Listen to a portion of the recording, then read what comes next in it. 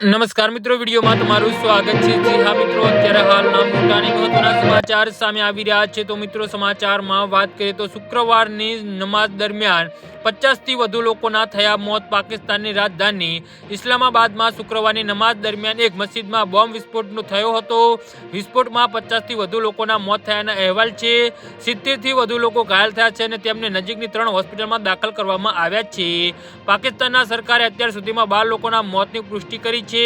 અહેવાલ અનુસાર ઘાયલોને Pakistan Institute of Medical Science અને સીટીએ હોસ્પિટલમાં દાખલ કરવામાં આવ્યા છે। તો વિસ્ફોટની તસવીરોમાં શરીરના ભાગ વિખરાયેલા દેખાય છે।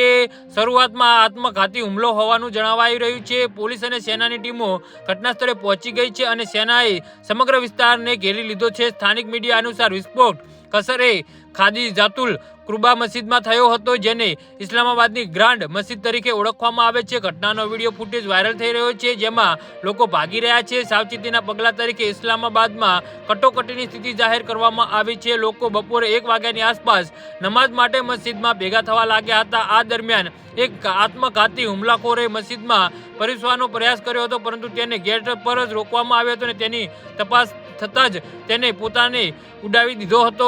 ઇસ્લામાબાદ પોલીસનું કહેવું છે કે આત્મઘાતી હુમલાખોર પાકિસ્તાન સાથે જોડાયેલો હતો અને આનો અર્થ એ છે કે હુમલા પાછળ ટીટીપીનો હાથ હોવાની આશંકા છે। તહેરીએ ઇન્સાફ હજુ સુધી જવાબદારી સ્વીકારી નથી। જી હા મિત્રો, તો આના વિશે તમારું શું કહેવું છે તો નીચે અમારી કમેન્ટ બોક્સમાં જરૂરથી જણાવજો। ધન્યવાદ।